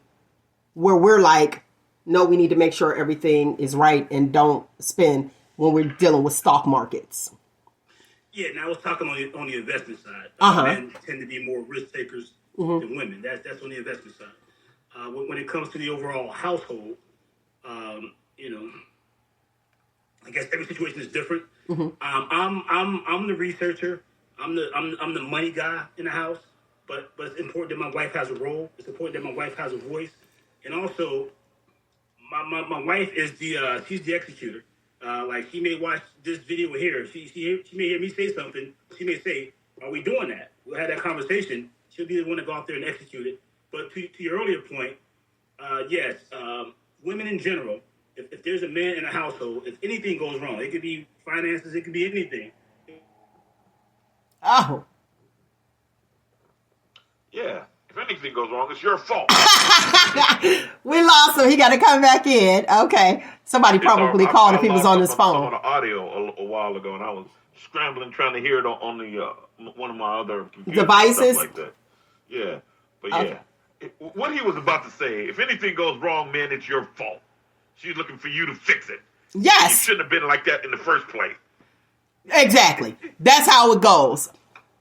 Now, I did get the fact where, I did get that point where it was I'm bringing him back shortly, where he was talking about the houses. So you marry somebody. Now, we never seen, because Nate the Agitator wouldn't show us the outside of his house, but y'all could see the background. And I'm just going to be quiet. Still under construction. And it don't look like it, but listen, under construction. So a chick will look at Nate the Agitator and be like, oh, Nate, that's looking real good back there. Even though we know the situation and those that don't. And then guess what? If something happened, no, come on back. We're playing. No, we ain't worried about that grill. We ain't worried about that grill. Get out of here. No. But we're looking at, wait a minute, let me make my point. So we're looking at that is like, okay, this is the guy. All I have to do is just put up with what his thought process is, and then I'm good to go. Where you own your house, like you said before, you're the king of your castle, but we need to make sure our name up on that. We need to make sure our name up on that. No, marry me for love. Marry me for love and commitment, and marry me for no external gains. You know what I mean? Marry me for the good guy that I am right here. Sir, Right here. at this stage of the game, we married for stability. Well, why don't you? Love you was own that in the decision? 20s. Love was Why in the don't you have- 20s. Now it's why don't you have stability. your own- That's why I got Mr. Carr on here for financial literacy. Fellas, I'm trying to help y'all out. We looking for stability at this stage of the game. You ain't even got to be cute because we ain't reproducing. Well, if you're not gonna give me an heir, a kid, or anything, why would I invest all of that in you? You're having a good time. I'm having a good time. We can go to your place, or we can come to mine. You ain't gotta marry me. There's no actual. You know what? This financial literacy. I'm being DC because I can go on a tangent, and I mean, fellas, hey. Just fellas, in the comments, just tell me I hear you, Nate. 'Cause I'm You're saying so it funny. real loud. I'm Okay. saying it real loud. All right, we have another question from a viewer, and that question is, if you go on a date, what should you do if a guy that is dating, what should a guy that's dating spend on dating? That's to me or to all? To you. What should a guy spend? Depends on how cute she is. Okay. Look, wait. I got to put this up here. The real answer is, I mean, it really depends on your budget. I mean, you couldn't expect a guy making $100,000 to spend the same amount that a guy making $300,000, on your date. So, fellas, stick to your budget, stick to your script, be true to yourself, man. As Nate pointed out, she's going to love you for you, not based on what place you took her to. I remember they had that list out not too long ago. There were certain restaurants women thought that men should not take them to. Mm-hmm. I believe Cheesecake Factory was on that list. Yeah. My wife and I frequent the Cheesecake Factory on a regular basis. But she's the wife. Your wife. Yeah, but before when we were boyfriend and girlfriend, we went to Pizza Hut. Yeah. You got a good one. Act your wage. Here's what I basically what say. you can afford, and obviously, and there was suggesting what I was saying, but if you look in your part, you're gonna find a way to get some extra money to take you to a nice Well, place. it's a mathematical equation. It's hip to ass ratio versus Don't. pocket. That is not Mr. Carr. That is Nate the Agitator. Hey, do you know that math equation, sir? I'm familiar with it. See, there it is. It's a fact. It's biblical. There's a hip to ass ratio that makes us dig deeper in the pocket or pull out that credit card that we're so against. Okay, let me go to the comments. So a guy says, shouldn't be no price on dating. Now, here's my thoughts.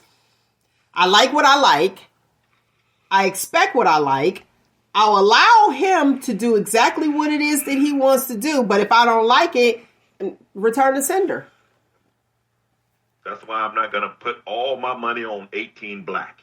That's why I got 500 streams of investments on, because if you don't like it and your stock drops, I have 499 lines of credit, or not lines of credit, of what it help me, DC. I'm talking your language. 500 lines of investment property. So when your stock drops in this investment, I got 499 more. Let me tell you something. Take that. Newsflash.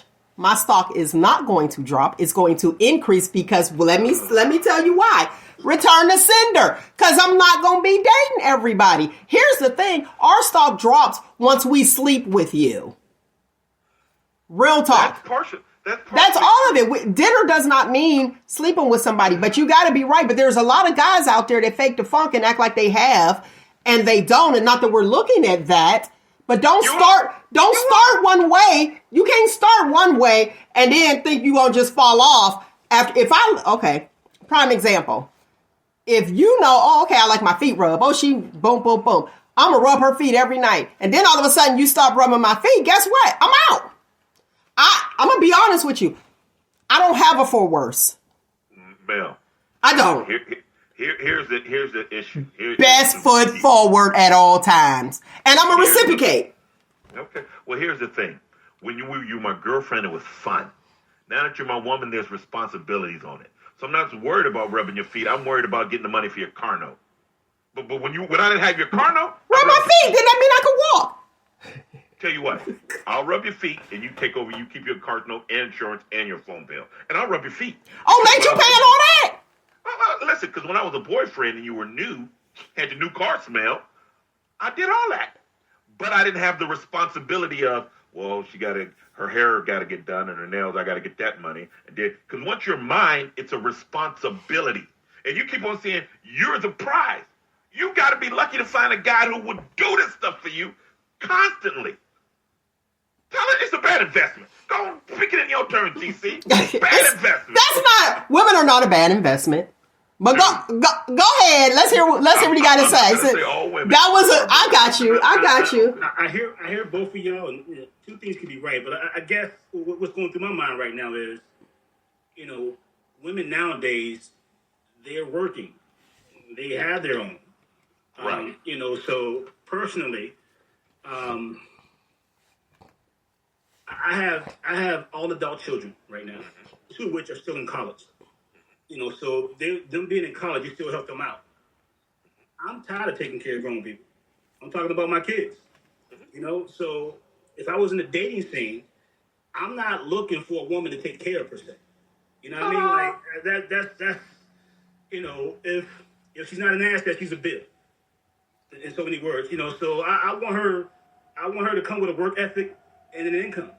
And we're going to work together in this particular environment. That's the world we live in today, and I'm completely okay with saying that. So I may be able to rub her feet because she can pay for her own hair. Doesn't mean I can't give her a hair for her. But if she her a hair salon appointment. And I am totally with you. The issue that we have on the show a lot is they want that from the old school, because the old school dudes do it, but they're not the old school women. Those are sugar daddies. And let me add this to that equation, because you have some folk with that mindset, and what you're having, and they're with that mindset and they're working. They still want the guy to pay all the bills, et cetera, et cetera. They want to do as they please with their income. This guy paying all those bills, he's not able to save for retirement. He ain't got squat. And she's shopping till she drops. So she ain't saving either. Living her best life. And then when I tell you not to wear that, family is what I'm saying. And then when I tell you not to, bills, your investment portfolio better be heavy. You better have my name on it. We all have to be responsible parties in this relationship. That's right. You know your worth, King. That's right. You know your worth, King. Now they mad at us, DC. They mad at us for that. Never that, but I will say for the working female, we do look at how you save. We do look at a future. Can I actually be with this individual?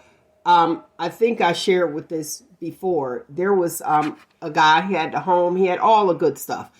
Alleged, air quotes for the, I'm not even going to say alleged because it's true. The air quotes for the listening audience. The his and her Harley already had it all set up. Now, you're trying to date me. I know you're watching because he always do. So shout out to you. You're trying to date me. And I'm looking at this, but in my mind, I'm like, okay, I'm looking at the outgo because I'm looking at the future. And you know what I said? They asked me, you remember this, Nate? He asked me, how much did I make? And my response was, and he still says to my mother, he was like, man, your daughter shut me down.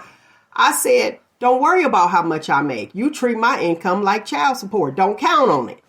Now, the reason I said that is because you accumulated all of this. This is all what you wanted prior to. So now you need me to help me with your expenses. That's not going to work because let me say this. So there's a lot of women out there who look at men for the type of car they have. My thoughts are, how much is that car note? Those are things that, what your boy say, Kevin Samuels, looking for a high quality man or whatever. High value man. Well, this is what your high value women look at. That's why I said we do not depreciate, okay, at all. We appreciate because no. Let me finish. Because I'm looking at what's your outgo and how much of my money that I'm coming into this with do I have to contribute for you to keep this lifestyle, air quotes for the listening audience, that you deem necessary for the people outside. So when somebody has a car that's paid off, I'll be like, what's up? How you doing? It don't have to be a brand new car. At least wash that mug. I got an 07 Honda. I don't wash it. And it's fine. Here's the thing. Women always look to disqualify. Everything you're looking at is to disqualify that man. No. Everything. It was future. It was future. Well, see, me and Nate need marriage counseling. You see that? Okay. Here's the thing. Women look to disqualify the man. Oh, he does that. He doesn't have that. He sleeps like this. His mama's this. I'll give you that. I'll give you that for my friends. A man looks to qualify the woman at all things. Yeah, butter. She's a butter. Yeah, but everything good, butter face, but she qualifies. The hip to ass ratio, she qualifies. We look to qualify you at every turn. You look to disqualify us at every turn. Men are from Mars, women are from Venus. I'm a reader. Read it. And so I got it. Your point is given. So with that, how are you the prize when you disqualify me for everything? You will never be happy. There is never happiness with you. You just said it. How am I the prize when I disqualified you? People get disqualified, they don't win the prize. Okay. What are we saying here? Nick, where Nick at? But come on, Nick. In every Cracker Jack box, there's a what? A prize. There it is. And what the church say? The church will say amen, because guess what? That prize ain't nothing but some doggone tattoo that's only going to last 2.5 days. It's cheap. That prize is cheap. Hey, hold on. Excuse me. Lady, excuse me. Darren, if I get this cheap prize, I can save my money and invest more. Because that Hot 40, if we weren't married men, the Hot 40 is a great investment. 40, no headaches, no problems. Let me go on to work. Let me go for the weekend and stay as long as I want. Let me invest this much money because that Hot 40 just got me out of there. You know what I mean? So I'm just trying to build an investment portfolio for our youth who ain't got the ring and things. So they don't understand that. But I digress.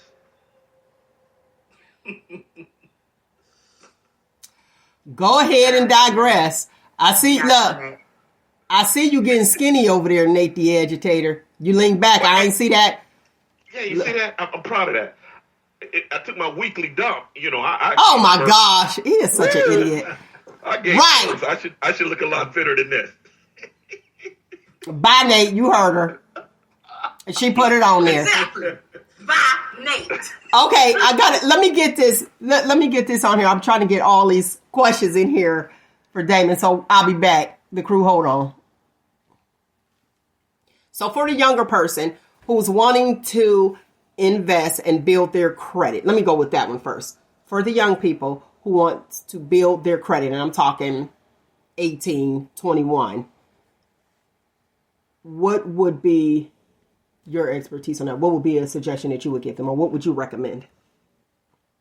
You want to build your credit so you can go out and get a whole bunch of loans so you can be deep in debt? I hope not. And try to figure out how to pay them off. I encourage people of all ages, whether you're young, middle-aged, or old, Your focus should be building your net worth, not your credit. Build your net worth. Now let's compare the two side by side. A credit score is a mathematical equation of how well you manage debt. You pay your bills on time. You keep your limits relatively low in comparison to you keep your balance relatively low in comparison to the limit. You have a decent credit score. That's what a credit score is. Net worth, I call wealth score is assets minus debts equals your net worth. Now compare the two side by side. One wants you to eliminate, the other wants you to manage. That being credit. When they talk about celebrities, nobody's talking about their FICO score.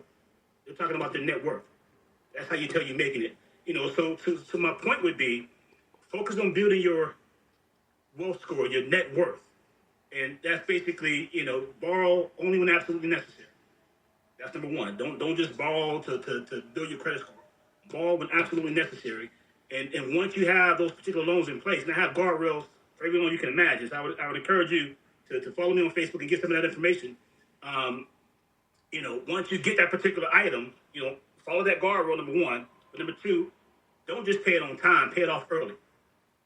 Because when you're paying it off early, you're helping build your net worth because the debt is being eliminated, but you're also helping build your credit score because you paid it on time, you paid it time, and you paid it off. So that would be my recommendation no matter how old you are.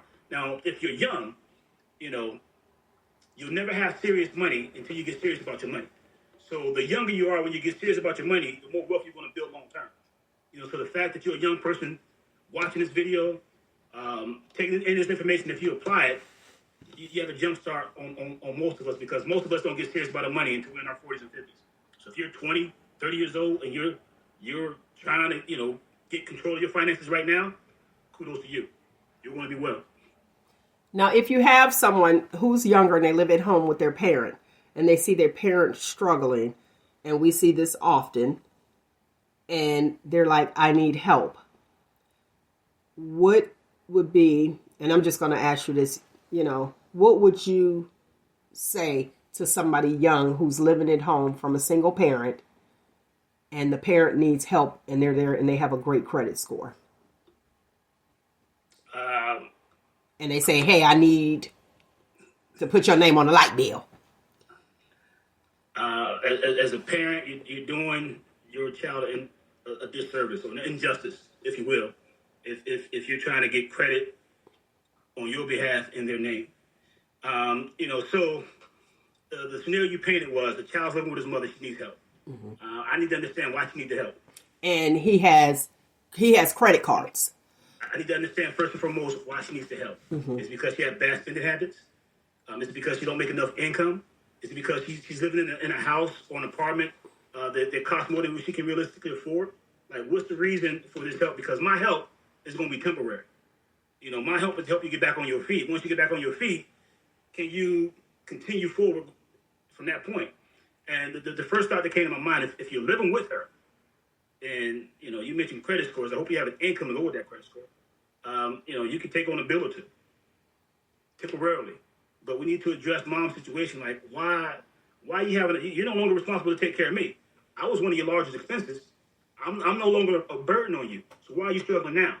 We need to address and fix that before I can really give you practical advice. But no co-signing. I'm not putting a loan in my name for you, Mom. I'm sorry, I can't help you. Your goal for me is to do better than what you did. You doing this is placing a burden on me. Is going to have me the same jam when I'm your age, and I don't want that. You don't want that for me. So I don't want to make bad decisions on my behalf because you're in a jam. I want to help you fix your situation and provide whatever aid I can, and usually it's information. How can I give you the information that's going to help you do better, manage your money going forward so you don't be in this predicament? Okay. What's best, cash or credit? Cash is king. Okay. Look at this. Look at God Smiley. I just printed up some fresh. We'll talk about it later. Look at her. Look. Cash is king.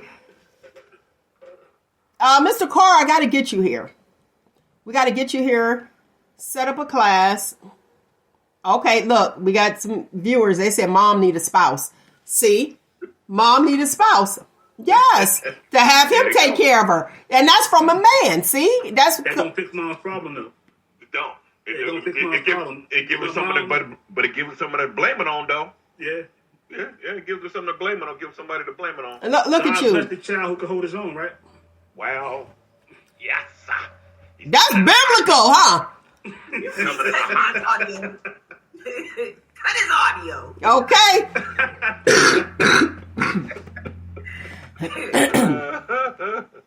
That is biblical. Look at Bishop over there, sitting out there chilling.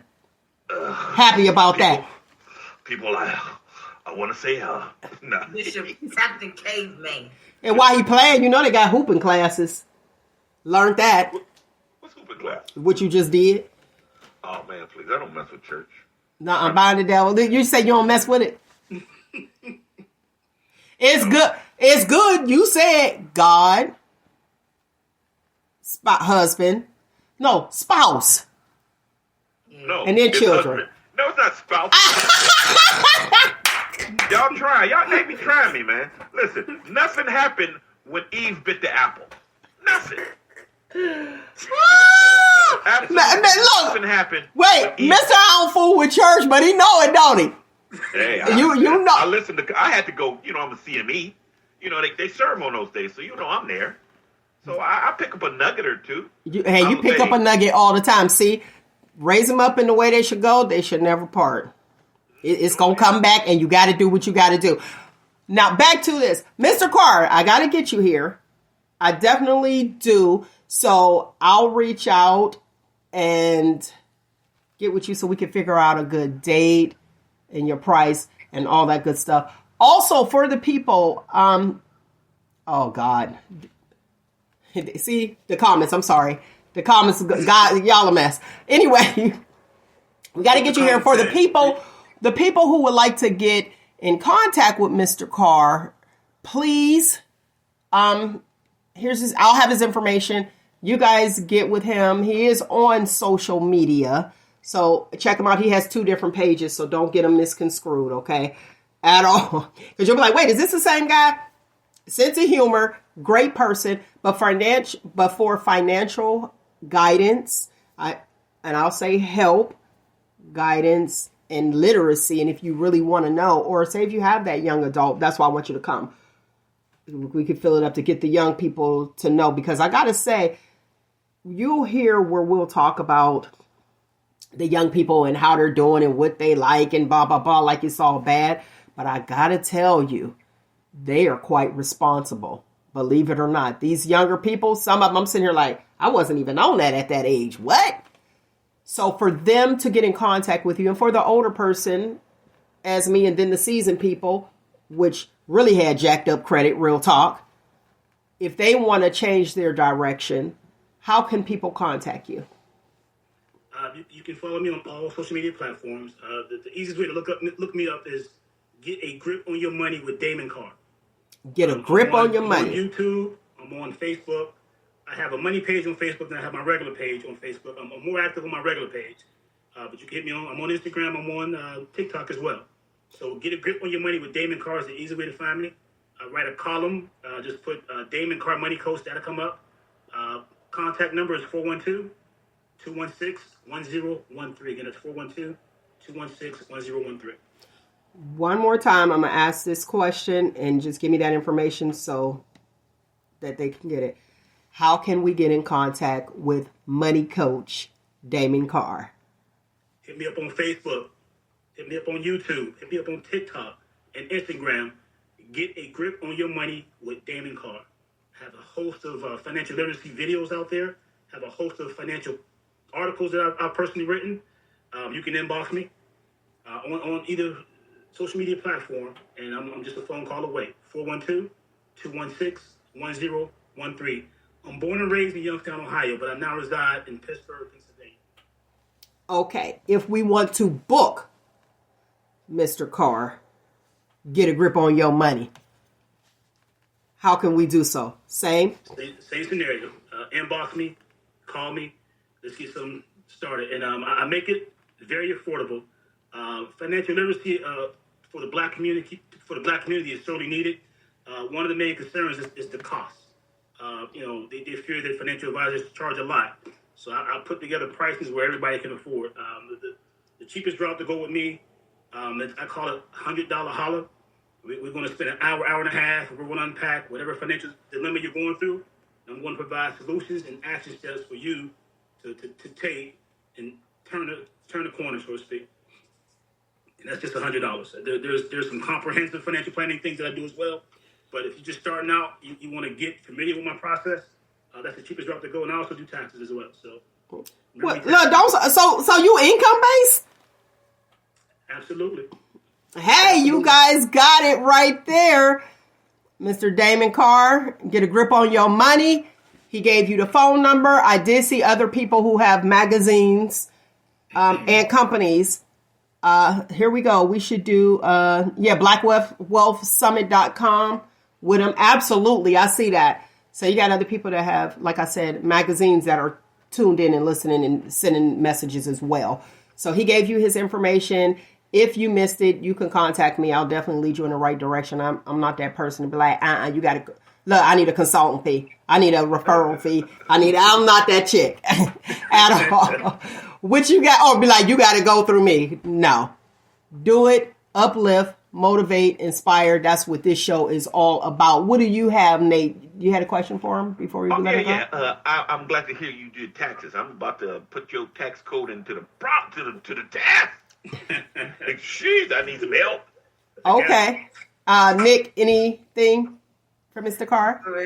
I need help with the stock market and all that other stuff. So Nick will be contacting you because I'm trying to get into a whole different tax bracket now, and I need all the help I can get. Okay. Especially with my business that I've been trying to start for the last 2 years and trying to get grants because I ain't doing no loans. Well, you just confused me. Your stock market, you having issues with... Anyway, thank you. Look, anyway, it's all good. Multiple streams of income. Exactly. Put a little bit here, a little bit there. But we know that it takes... Print it yourself. What'd you say? You ain't going to jail. The feds will be knocking. Hot mess. Well, we don't want that because then we're going to have to go live. Like, go live. Thank you so much, Damon Carr, the financial guy. That's what I call him. Get a grip on your money. I'm trying to get a grip on mine and do what it is I need to do and invest. And yes, I see that people, multiple streams, indeed. I got you, Dwayne Townsend. And he has a lot of businesses as well. I think it'll be beneficial in this area for you to come and do a workshop. Like I said, I'll get with you. We'll handle that. Home. What'd you say, Nate? Tell him, come on back home. Oh, definitely. That's why I do what I do, man. I'll split a slice with you. Belleria only, though. They was flipping. Look, go back to that first. Look, he ain't going back to the first date. We ain't doing Pizza Hut. Belleria now. Thank you so much, Damon, for coming on. I appreciate you coming on. Thanks for coming on the Shop Talk and letting the people know. And again, we will get with you. Appreciate you. If you guys have questions, like he said, you can follow him on social media, inbox him. I'm sure he'll get back with you expeditiously. Definitely. Melanie, thank you for having me. Nate, great meeting you. Nice meeting you also. Melanie, Melanie's been very patient. We've been trying to link up for like the last 2 years. And, for whatever reason, it just never hit. But persistence, we worked our schedules out, and we're here. We got it. Sister. Love you for that. I love you too. All right. Peace. All right, there we go. We got some financial literacy. Did you learn anything? Oh, yeah, definitely. He's very knowledgeable, but it still scares me that it's sad. What? It scares me that anytime you try and you put government or bank inside of it, they're making money. So it's never a win. So I'm just going to keep them buried in my yard. You so idiot. No. But listen. You get taxed and fee. You tax me to get my money. Then you tax me when I need it. And then on top of that, you put a fee on it. Okay, let me say that. That was the conversation, not Mr. Carr. Right, himself. Of course. Just the conversation. He's so that's why, about the stuff. and that's why I asked that question regarding when I used the example as far as under the mattress. Hey, right here, Grandma always had it. Grandma pull out a dope dealer knot. Gran, what are you doing? But yeah, it's scary. I mean, if you, I don't know. I guess it's just my vision, my angle. But bank. Oh well, you had your money here, but the bank crashed and it's closed, and we ain't got your money no more. Now I will say this, which is really deep. Do you remember? Here we go. Do you remember Hurricane Katrina? Whatever happened to all those folks' money in the bank? And the banks that were just local. Like we had a local bank only. And, it wasn't all over. What's our local bank here? Home Savings, I think? Home Savings and Loans are local. So if something tragic happens and the bank is gone, then what? You're federally insured. But the issue came about is, well, how do I know you're male? Look at my Facebook page. No, we need your birth certificate. We need your social security card. We need this. And all that documentation was gone. You couldn't go down to the office because it fluttered away. So it wasn't about getting their, it was about getting their money, but it wasn't about their money being gone because it's federally insured. Okay. It was about you proving who you were. Okay. Right. See, that was my thing. And like I said, I used that example as far as the mattress because I'm sure most of us can relate to the Soul Food movie where Uncle Pete was upstairs and in the TV, everything was there. TV. Right, yeah. But I mean, we hide money.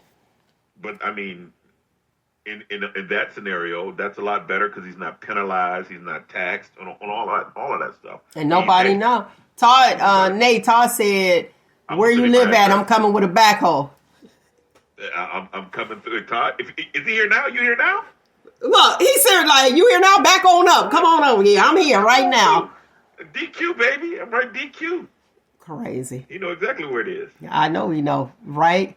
He's DQ. All right. So, today's footnote is, Nate, you actually said it, and I really want to put it there because I talked about it earlier. As mothers, we protect. As fathers, you guys prepare. So with that being said, even if your father is no longer with us, younger people, or you grew up with a single mom, there's somebody out in the community, because like I said, we find our role models that you can look to and ask them, how do I invest?